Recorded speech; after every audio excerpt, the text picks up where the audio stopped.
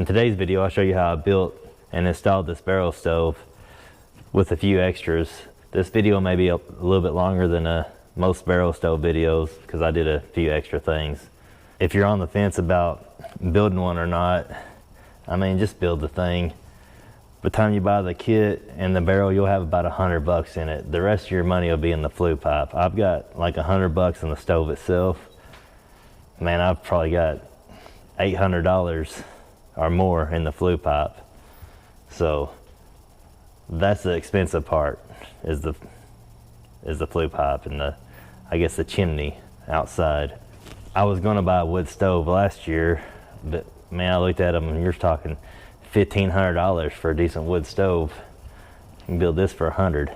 I mean, no matter if you build this or buy a $1,500 stove, you're still gonna have $800 or so in the flue pipe itself. So you can save your money on the stove part and spend the extra that you save on the safety of the triple wall pipe that I use to go through the wall. So anyways, hope you enjoy the video. A couple of months ago I got this water heater and I was gonna try to build a wood stove out of it. So I got on Amazon and I bought one of these barrel stove kits. Well, the problem is I got the price around. I thought I had some metal to cap the ends of this water heater with. I didn't have enough metal laying around to do it, so I started buying some metal to put caps on the ends of it. The price of metal is outrageous right now. I can't afford to buy metal to cap that, plus it's a lot of welding. So I just went and bought a barrel, since that's what that thing's made for. And between the barrel and the kit, I got around $100 in it. So that's not too bad. That's a heck of a lot cheaper than actually buying a wood stove. But what I think I am gonna do is the tank inside there is just a hair bigger than what the barrel is on the inside diameter. But I think I'm gonna take and cut a section of it out and split it and sleeve the inside of the barrel to make the barrel thicker, so maybe it won't burn out as fast. That's my theory. It may not work, but that's what I'm gonna try to do. So the first thing I'm gonna have to do, which is the messiest thing, is cut that thing out and see if I can even make it fit inside the barrel. I'm going to time lapse me cutting this up because it's a pretty boring process to watch, but if you want to know what's involved in one, you can watch this part of it and fast forward and see what it's about. If you don't want to watch this part of it, you can skip on to the next part. Anyways, I'm gonna get to cutting this thing up.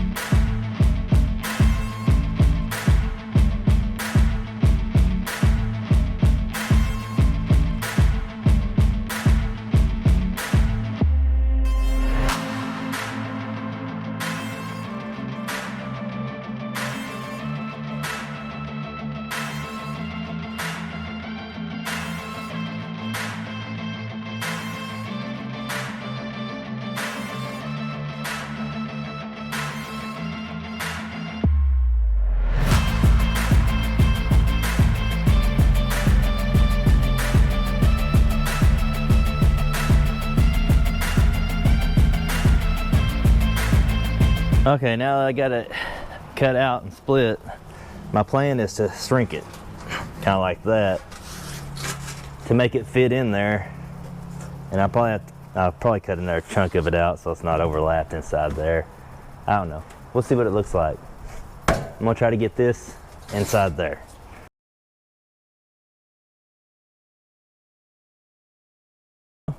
Success, kind of. I got it in there. I gotta figure out how I'm gonna get it out. I don't know if you can see it or not because it's so bright out here, but I marked it right there. I'll just cut that much out of that, and this thing should lay pretty flush against the barrel inside there. This water heater's tank is probably 2 or 3 times thicker than the barrel itself, so that should help out quite a bit on keeping it from burning through. I got the sleeve inside there. I think it fits pretty tight. There's a small gap right here, but I think once I bolt the legs on, it'll close that gap up. This barrel's not like perfectly round. It's kind of a pain to get the lid on because it's kind of egg-shaped. So I think once I get the lid on and make it more round, that this will set in place. I mean, it's perfect right there. It's overlapping a little bit down there, but I think it will work. Okay, now I'm just gonna hold the legs up there, up on it, and mark it with a Sharpie. Then I'll drill holes through there. It's just 1/4-inch drill bits what I'm gonna use. I'll drill the holes and go ahead and bolt the legs on, get both of those bolted on, then I'll work on the door. I just eyeballed that first set of legs on there. I think I'm gonna take and lay it down the way it goes and put the other legs under it so I can mark them. Because if not, I'm afraid I'm gonna have, the legs will be whopper jawed and it won't set level on the ground.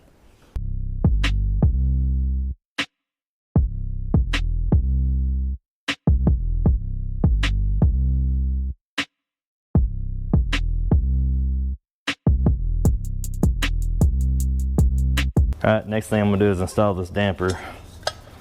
You just push this in, the spring, and you turn it. Then you can pull this whole thing out.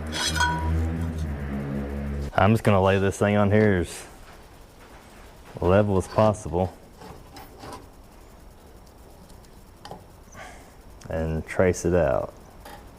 I got it fairly level there, so I'll trace that out. Hit all my little bolt holes.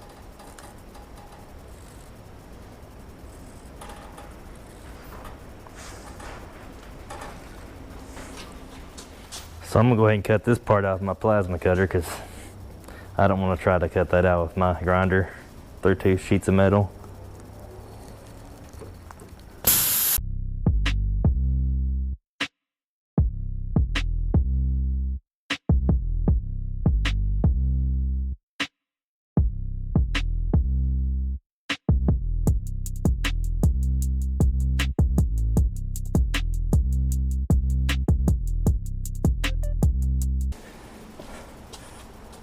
Okay, here's what I've learned with these little bolts and nuts. It's a 10 millimeter nut on there. It's a Phillips on the top. But if you try to tighten them with like my little battery operated ratchet, it'll strip them. They're not the best bolts and nuts, I can tell you that. Pretty cheap.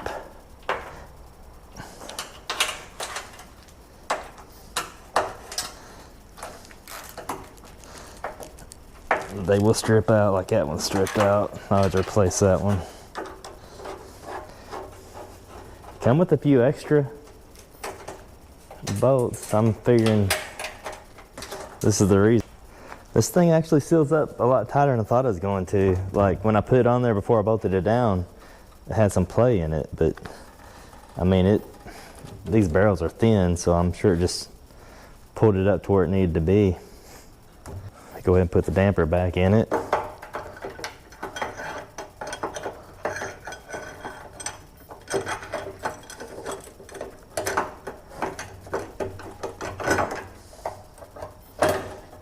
What we have left to do now is put the door on it. I think I'm gonna put it on there somewhere like that, trace it out. I'll cut it out with the plasma cutter. and drill the holes just like I did the rest of it. Just like the rest of it, I'm just gonna eyeball it.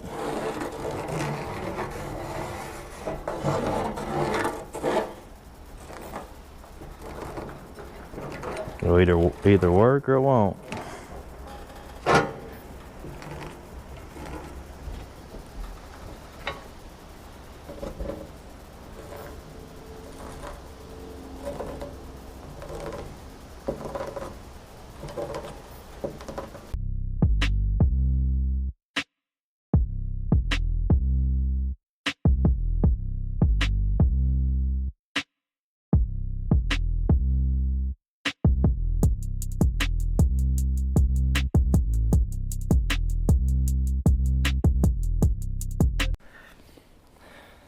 Well, there it is put together. I still want to build a grate for the inside of it. I need to take it outside, start a fire in it, so I can burn all the paint off of it before I install it in the shop here. I'm going to build a stand to get it up off the ground. This is more of a garage than it is a shop. I have things in here with gasoline, so I need the fire portion of it at least 18 inches off the ground, so we don't have like a explosion in here of some sort from gasoline vapors. Now that I've got the stove together, I want to build a grate to slide inside there to keep the wood off the bottom of the barrel, so the fire should burn hotter with a little air flowing underneath it. What I found was I've got a piece of metal with these holes in it. I think I'm going to cut it to length and then cut these slots out to make it more like a grate, so the ashes can fall through it easier other than just the hose in there. And I'm gonna take that lid off and I'm gonna slide it in there. And the width that it is right now, it should ride about right here along where the damper is. That should help with some airflow. And I'm not gonna cut it the full length of the barrel, I'm gonna cut it back a little bit.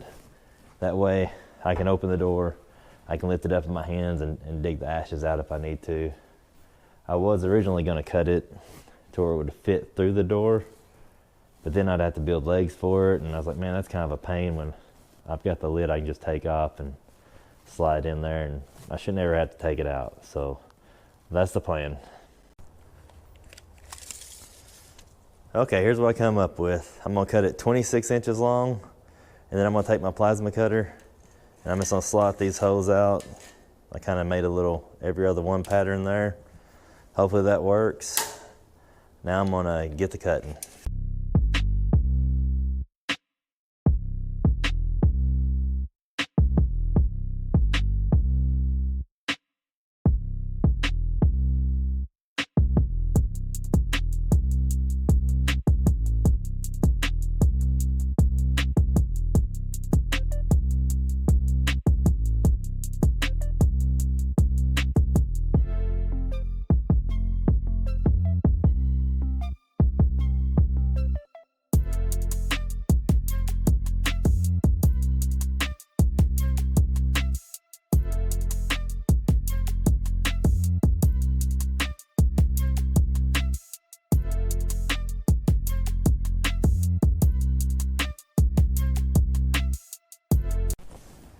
All right, there it is in there.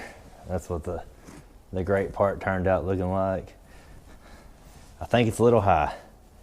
I mean, it comes up to about the bottom of the door, and I want it to go a little bit lower. Right now it's currently 19 inches wide. I think I'm gonna cut 1.5 inches off each side of it to where it'll come to these edge of these holes. And that'll make it 16 inches wide, and that'll set it down there a little bit farther down. I think it'll look better. All right, there it is in there, 16 inches wide, 26 inches long is what I made that. I'm gonna go ahead and put the lid and the door on it, and we'll take a look at it then. There it is with the door on. It ends up riding about right here above this hole.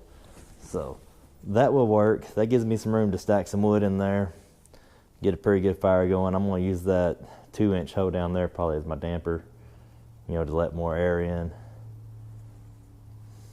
Now, I'm gonna go ahead and build a stand that goes underneath it so I can lift it off the ground for safety reasons and for the reason I don't want to bend over every time I put wood in it. All right, now that I got it all together, I moved it outside, and I'm gonna go ahead and start a fire in it and try to burn all the paint from the inside of it and the outside. Once I get all the paint burned off of it, I will clean it up and I'll paint it black. So I thought, hey, I'll just start a fire in it and I'll burn all the paint off. Then I'll come out here in the morning and I'll wipe it down and I'll paint it. Pretty easy, simple. That didn't work. Started a fire in it last night. It burnt for hours. All it did was discolor the paint. It didn't take it off. So I come out here this morning and I put a wire wheel on my grinder, and that took me probably 10-15 minutes to do this side. So I gotta do the other side and the bottom. I did the back side and the side. I think it took me like 15 minutes, so I figure 30-45 minutes I can wire brush the whole thing. Then I can wipe it down and paint it. Lesson learned. Starting a fire in it was pretty much a waste of my time.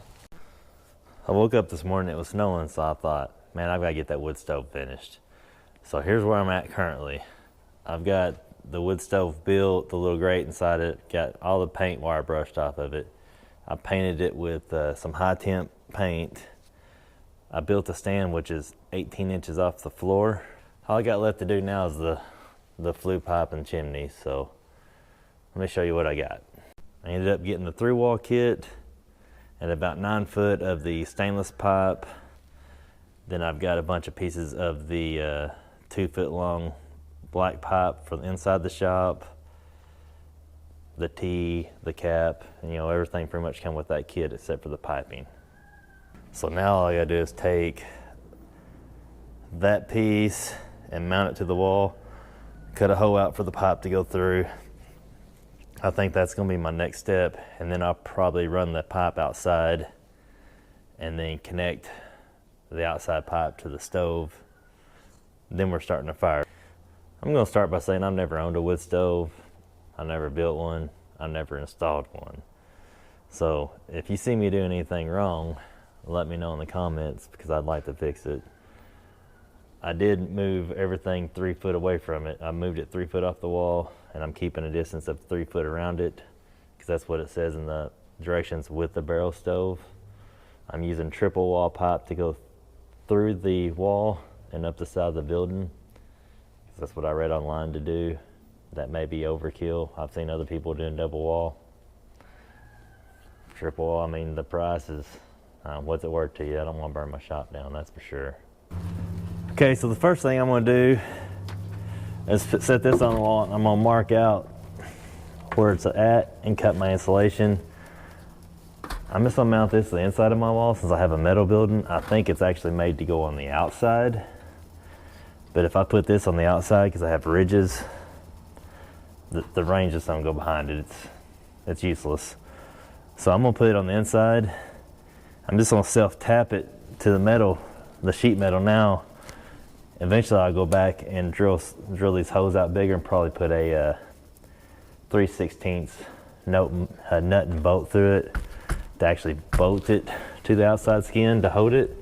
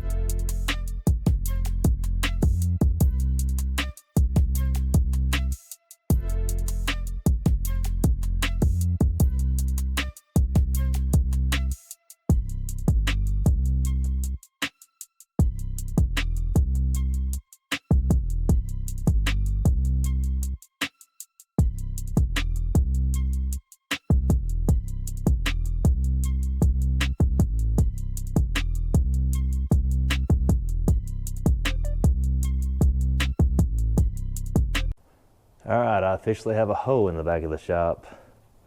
That was kind of a pain to cut out because it ended up on a lap joint. I'm gonna go outside. I put this T in the little thimble piece and the bottom bracket on it. I'm gonna go outside and stick this through the wall and see if I can get that mounted somehow. See what I gotta do to mount it.